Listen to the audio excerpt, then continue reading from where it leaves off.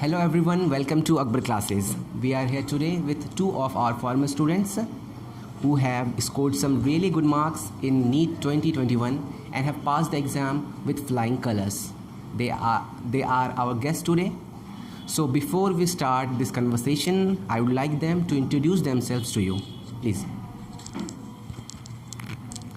I am Husnara. I have scored 657 marks in NEET 2021 and a rank of 2960. मैंने अपनी 10th तक की पढ़ाई किशनगंज में क्रेसेंट पब्लिक स्कूल से की है। इस दौरान में अकबर क्लासेस का बहुत इम्पॉर्टेंट रोल रहा है, जिससे मैं 8 से 10 तक की पढ़ाई कोचिंग की है। I am Nuran Abuzar. I have scored 618 marks with an AIR of 11,753. I was a student of Crescent Public School till 10th, and for the academics, for mathematics and science, I have studied in Akbar classes from 8th to 9th standard. Welcome Husnara and Nooran Abuzar. चलिए हम अपनी बातें को शुरुआत करते हैं। आज medical का सफ़र, जैसा कि आप सभी जानते हैं, एक लंबा सफ़र होता है, मेहनत भरा सफ़र होता है। इसमें कुछ इंस्पिरेशंस की ज़रूरत होती है हर बच्चे को। तो मैं आप दोनों से ये जानना चाहूँगा कि इस सफ़र में नीट के लिए अपेयर होना, नीट क्रैक करना और फिर डॉक्टर बनना, मैं आप दोनों से ये जानना चाहूँगा कि क्या ऐसे फैक्टर्स या कौन से फैक्टर्स रहे हैं आपकी ज़िंदगी में जिसने आपको मोटिवेट किया है नीट की तरफ जाने के लिए और डॉक्टर बनने के लिए? फैक्टर्स तो बहुत सारे हैं, अभी बहुत सारे हैं, पर स्टार्टिंग में जो प्राइमरी रीज़न था डॉक्टर बनने का बचपन से, वो मेरे अब्बू थे कि अब्बू चाहते थे कि उनकी बेटी डॉक्टर बने, तो मैं भी डॉक्टर बनना चाहती थी, उनका सपना बस पूरा ड्रीम फुलफ़िल करने के लिए। 10th तक तो यही था, पर 11-12 में मैं जब गई, मैं मतलब अपने प्रोफेशन को, जो कि डॉक्टर मतलब बनना, वो मतलब करीब से जानी प्रोफेशन को, तो इतना नोबल प्रोफेशन, इतना इंटरेस्टिंग, अमेजिंग, लाइफ को सेव करने के बाद जो सेटिस्फेक्शन मिलना, मतलब अभी तक फील नहीं किया, पर मैं फ़ील करना चाहती हूँ। मुझे बहुत इंटरेस्टिंग लगा ये। ऊपर से अभी जो कोविड के टाइम पे ऐसे हीरो बन के जो अपीयर हुए हैं doctors, I am very motivated by this. मतलब मुझे बहुत ज़्यादा मोटिवेशन फील हुआ, मैं बहुत ज़्यादा इम्प्रेस हुई इससे, इसीलिए मैं डॉक्टर बनना चाहती हूँ, to serve humanity, welfare and society. Thank you. मेरा आपसे भी नूरन यही सवाल रहेगा कि आपकी ज़िंदगी में कौन ऐसे फैक्टर्स रहे हैं या कैसे फैक्टर्स रहे हैं जिन्होंने आपको मोटिवेट किया, इंस्पायर किया है कि नहीं, मुझे मेडिसिन परस्यू करना है, नीट में अपेयर होना है और नीट क्रैक करना है? हर पेरेंट्स का ड्रीम होता है कि उनके बच्चे कुछ अच्छा करें, तो ये भी एक मेरे पेरेंट्स का ड्रीम था कि उनकी बेटी डॉक्टर बने। ये तो स्टार्टिंग सिनेरियो था, लेकिन कोई इंटरेस्ट वगैरह कुछ मेरा था नहीं इस प्रोफेशन में, क्योंकि कभी जाना नहीं था इस प्रोफेशन को गौर से। बचपन में बस ऐसे खेलते खेलते बोल दिया जाता था कि हाँ मैं डॉक्टर बनूंगी, ऐसा कुछ होता था। लेकिन कुछ देर बाद मुझे पता चला कि मेरे अब्बू का ये ड्रीम था कि वो खुद डॉक्टर बने। तो मतलब ये पॉइंट था कि जो मुझे ट्रिगर किया कि हाँ ये डॉक्टर एक सबसे बेस्ट प्रोफेशन होगा मेरे लिए, क्योंकि अगर आप कोई ड्रीम चूज़ नहीं किए हैं तो आपका कोई रास्ता ही नहीं है। लेकिन अगर आपको कोई पॉइंट मिल जाए तो उसके बाद आपका रास्ता पूरा क्लियर हो जाता है कि हाँ यही एक ड्रीम है जो आप परस्यू कर सकते हैं आगे। तो मैं बस अपने अब्बू के ड्रीम को ये जी रही हूँ। In short I am living my father's dream. और हाँ, मेरी अम्मी का बहुत रोल था इसमें कि उन्होंने हमेशा मुझे सपोर्ट किया। और हाँ, बस यही।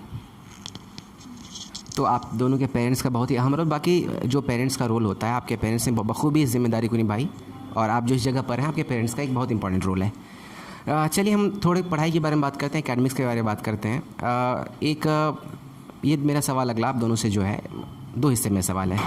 पहला मैं ये जानना चाहूँगा कि आपने तैयारी की, आप क्या समझती हैं कि अकबर क्लासेस में अपने क्लास 10 तक पढ़ाई की है, तो मैं आपसे ये जानना चाहूँगा कि क्लास 10 तक का क्या रोल होता है नीट के सिलेबस को या मेडिकल जेई के सिलेबस को करने के लिए? क्लास 10 की पढ़ाई कितनी इंपॉर्टेंट होती है बाद में 11, 12 या फिर नीट की तैयारी के दौरान, ये मैं जानना चाहूँगा। और दूसरा उसी के साथ मेरा सवाल ये है कि अकबर क्लासेस ने इसमें आपके क्या रोल प्ले किया है कि आप नीट के लिए सही से तैयार हो सकें?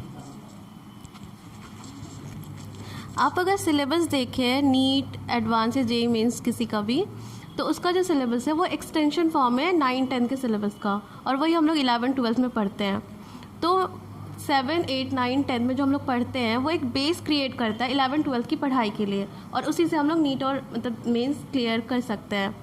तो अगर आपका जैसे कि कोई बिल्डिंग बन रही है, तो अगर उसका बेस स्ट्रॉन्ग होगा तो वो बिल्डिंग बहुत मजबूत बनेगी, और अगर बेस ही वीक होगा तो बिल्डिंग कभी भी कोलैप्स कर सकती है। वही हाल मतलब 10th तक की मतलब बेस क्रिएट करने की, और 11 12 में नीट, उसके बाद नीट मतलब क्लियर करने की बात है कि अगर आप 9th 10th या 7 8 9 10 का अगर बेस अगर आपका स्ट्रॉन्ग नहीं है तो 11 12 में आपको बहुत दिक्कत आएंगी।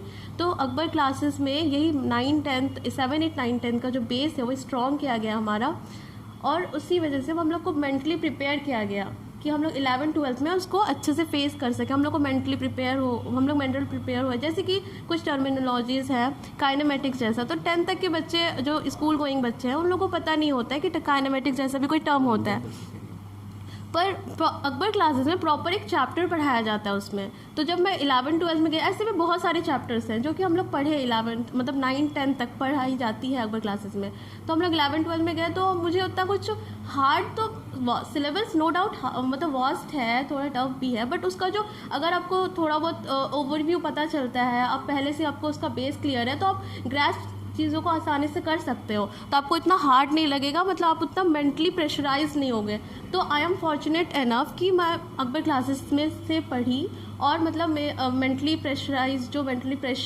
प्रेशर है उसको मैं हैंडल कर पाई, और अल्हम्दुलिल्लाह से नीट क्लियर किया इस बार।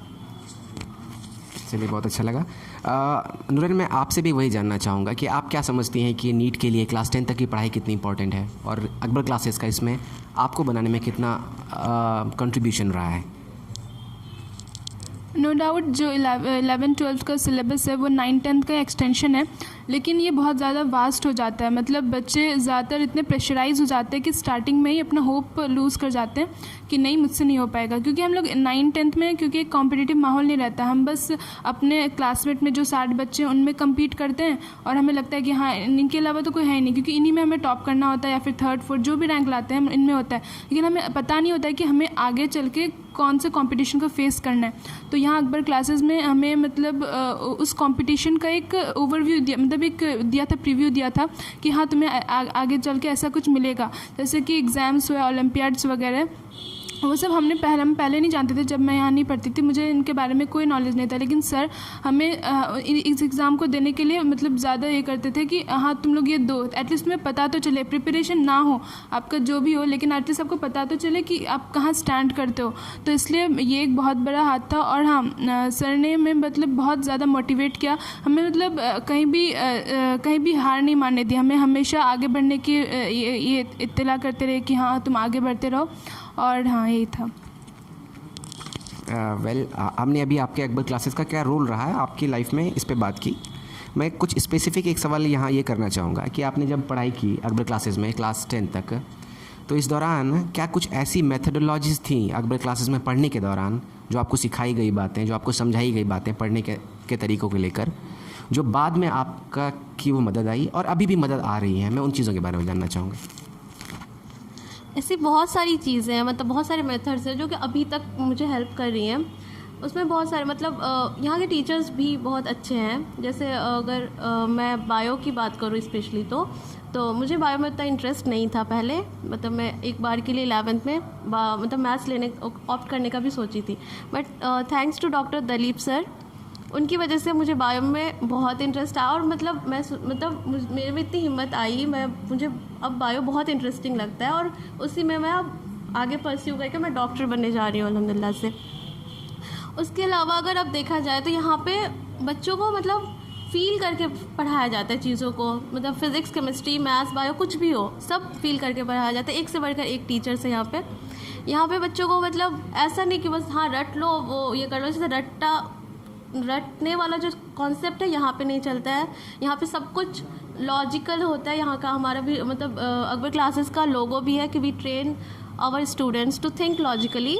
इट इज़ ट्रू, यहाँ पे ऐसा ही होता है कि बच्चे लॉजिकली सोचते हैं। यहाँ पे बच्चों को लॉजिकली अप्रोच लेने के लिए सिखाया जाता है कि अगर बच्चे कभी मतलब फार्मूला भूल भी जाते हैं या फिर कुछ करके, तो उसके अंदर एक कैपेसिटी हो कि वो फार्मूला खुद से जनरेट कर सके। इतना तक कैपेबिलिटी होती है यहाँ के बच्चों में। प्लस यहाँ के बच्चों में मतलब टीचर्स की एक स्पेशल एबिलिटी यहाँ पे कि टीचर्स एक एक मतलब पार्टिकुलर बच्चे पे ध्यान देते हैं, स्पेशल अटेंशन देते हैं। तो अगर टीचर्स स्पेशल अटेंशन देते हैं तो बच्चे की भी एक रिस्पॉन्सिबिलिटी होती है ना कि अगर टीचर इतना ध्यान दे रहे हैं तो हमें भी कुछ अच्छा करना है। तो इसीलिए यहाँ पे से बहुत सारे बच्चे क्वालिफाई करते हैं ओलंपियाड्स के लिए।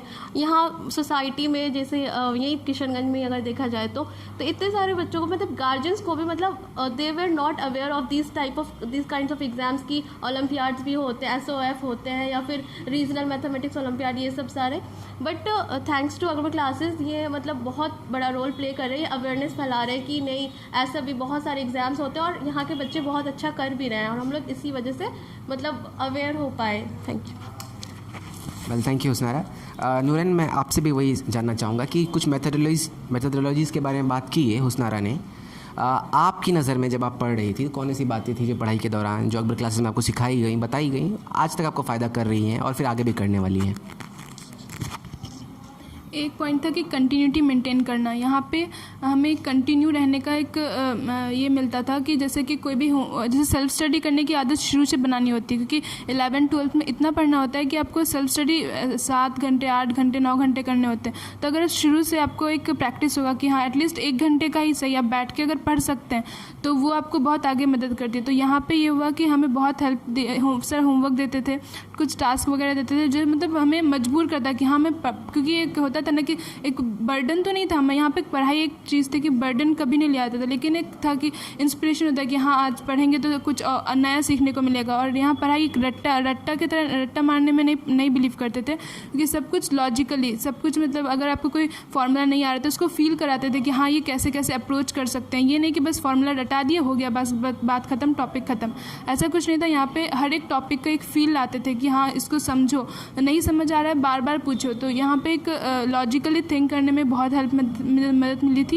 एंड हम ये हमें टास्क दिया था जिससे हमें सेल्फ स्टडी करने में आवर्स मतलब हमें मिले इतने कि हम सेल्फ स्टडी अपना बढ़ा सकें। Thank you. Well, thank you. अब अकबर क्लासेस के अलावा मैं कुछ सवाल आपसे ये जानना चाहूँगा कि आपने इस दौरान पढ़ाई की, बहुत मेहनत की, तो हम अपनी मेहनत के दौरान बहुत सारी चीज़ें सीखते हैं।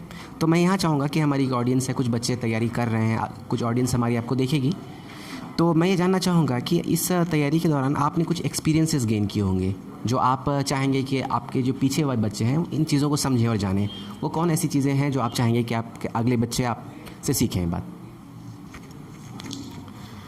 सबसे पहले तो बहुत सारी चीज़ें हैं जो मैं अपनी एक्सपीरियंस से सीखी हूँ, जो मैंने गलती की अपनी गलतियों से सीखी हूँ। उसमें से कोई दो चीज़ मैं बताना शेयर करना चाहती हूँ सबको। कि सबसे पहली बात तो सुबह उठने वाली बात की सब पेरेंट्स भी बोलते हैं और मतलब बहुत सारे लोग बोलेंगे आसपास की सुबह उठ के पढ़ाई करो, सुबह उठ के पढ़ाई करो, बहुत अच्छी पढ़ाई होगी एंड दैट्स ऑल। नहीं, नो डाउट सुबह उठ के पढ़ाई बहुत अच्छी होती है, पर उनके लिए ना जब सुबह उनका माइंड एक्टिव हो तब सबका बॉडी जो होता है मतलब अलग अलग चीज़ों में अडेप्टेड होता है। जैसे कि अगर आपका बॉडी सुबह नहीं हो पा रहा है, जैसे आप 8-9 बजे उठ के अगर पढ़ाई कर पा रहे हो, उस टाइम पर अगर आपका माइंड ज़्यादा एक्टिव है तो आप उस टाइम पर पढ़ाई करो। एक चीज़ होता है स्लीप वेक साइकिल, हर किसी का अलग अलग स्लीप वेक साइकिल होता है, तो उसी हिसाब से चीज़ों को करना चाहिए। कि अगर आप लेट नाइट मतलब पढ़ने वाले बच्चे हो तो लेट नाइट पढ़ो, अर्ली राइज़र हो तो अर्ली राइज़र पढ़ो। तो ऐसा कुछ नहीं है अगर आप सुबह नहीं उठ पा रहे हो तो आपकी पढ़ाई नहीं होगी या फिर दैट्स ऑल। मैं कभी सुबह नहीं उठी बट इससे मतलब अल्हम्दुलिल्लाह हो गया मेरा। ऐसा तो ऐसा नहीं, मतलब ऐसा जो मिथ है ना कि सुबह उठ के पढ़ना है, तो आपको अपने स्लीप वेक साइकिल के अकॉर्डिंग पढ़ना है। आप प्रोडक्टिव पढ़ना है, जितनी देर पढ़ना है प्रोडक्टिव पढ़ना है आपको। अगर आप 4 घंटे भी पढ़ना है, 1 घंटा पढ़ना है, जितनी देर पढ़ना है प्रोडक्टिव पढ़ना है। और आपको मतलब स्मार्ट स्टडी करना है, स्मार्ट स्टडी पे ज़्यादा फोकस करना है। कि नीट ऐसा मतलब कॉम्पिटिटिव एग्ज़ाम है जिसमें आपको मतलब रिगरस मेहनत करनी पड़ेगी, तो आपको स्मार्ट स्टडी पढ़ना है क्योंकि बहुत सारा सिलेबस है ना।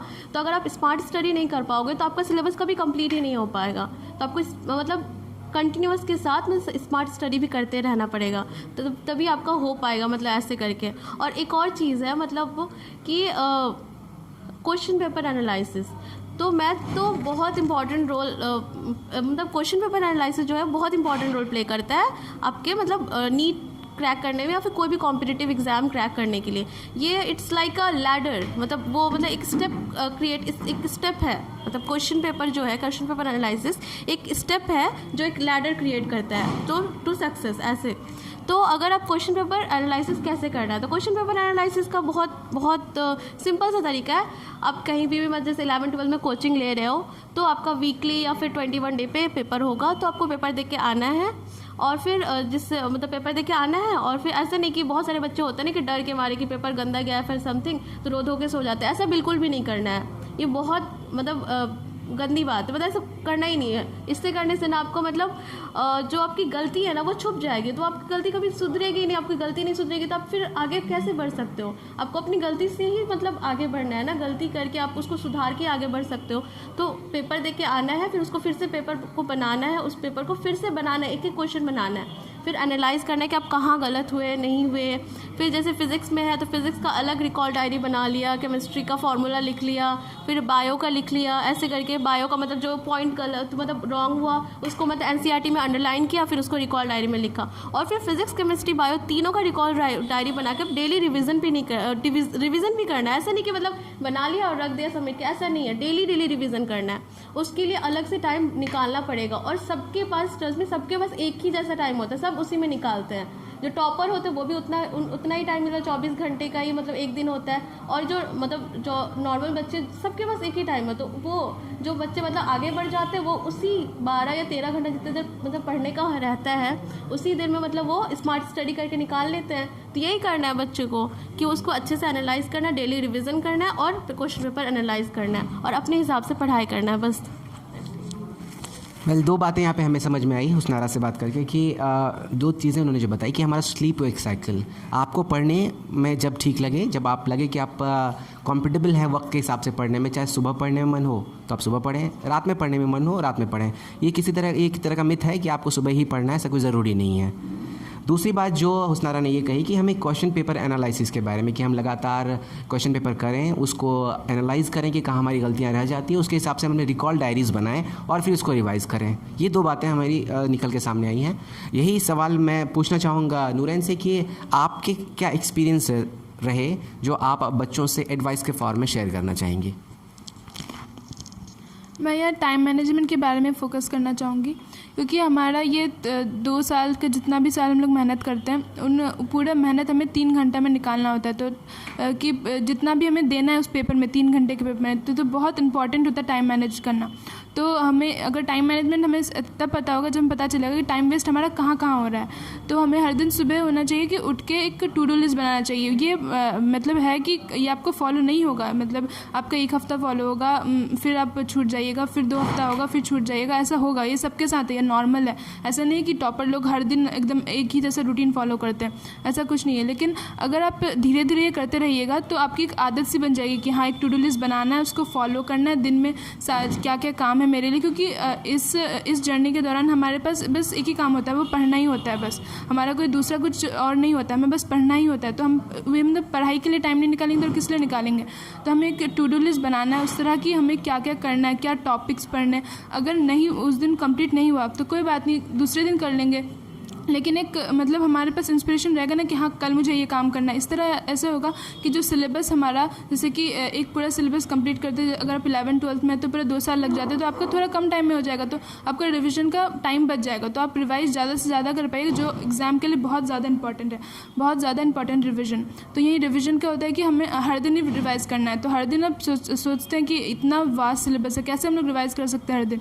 लेकिन ऐसा है कि जो चीज़ें भूलते हैं, ऐसा नहीं है कि आप सब चीज़ें ही भूलते हैं ना, जो चीज़ें भूलते जैसे कि फार्मूला हुए फिज़िक्स के, और जैसे कि एग्जाम्पल्स हुए बायोलॉजी के, वो आप है कि भूलिएगा ही। ये ऐसा नहीं है कि कोई भी बच्चे से भूलेगा नहीं। आप एक दिन याद किया, अगर 1 हफ्ता बाद उसको देखिएगा तो ऐसा नहीं है कि आपको याद रहेगा। आप है कि बट नेचुरल बात है कि हाँ ये भूलिएगा ही। तो आपको है कि हमेशा रिवाइज़ करते चलना है। आपको जैसे लगे कि हाँ मैं भूल रही हूँ ये चीज़ें, रिकॉल करते रहिए कि हाँ मैं ये चीज़ भूल रही, तो झट से देखिए एक डायरी बनाइए जिसमें आप चीज़ें भूल जाते हैं वो लिखिए। हर दिन सुबह रिवाइज़ करिए जब आपका टाइम मिलता है, क्योंकि आप 24 घंटे में इतना टाइम तो आधा घंटा तो निकाल ही सकते हैं ना कि उसमें आप रिवाइज़ कर सके जो आप भूल सकते हैं। तो एक रिविज़न बहुत इंपॉर्टेंट होता है, क्योंकि आप अगर रिवाइज़ नहीं करेंगे तो आप इतने वास्ट सिलेबस, इतना वास्ट 11-12 इतना ज़्यादा सिलेबस है, उसको आप ज़रूरी है कि आप भूलिएगा ही। तो एक रिविज़न बहुत इंपॉर्टेंट बहुत इंपॉर्टेंट है इसके लिए। Thank you Noorain. आपसे भी बात हुई तो ये बात समझ में आई कि आपने एक टू डू लिस्ट के बारे में बात कही कि आप डेली एक डायरी मेंटेन करें जिसमें आपने टारगेट्स लिखें कि आज दिन भर में आप क्या करने वाले हैं। उसे कंप्लीट ना कर सकें तो अगले दिन और जोश के साथ इस टारगेट को पूरा करने की कोशिश करें। रिवीजन की आपने ही बताया, हुस्नारा ने भी रिवीजन के बारे में बात की।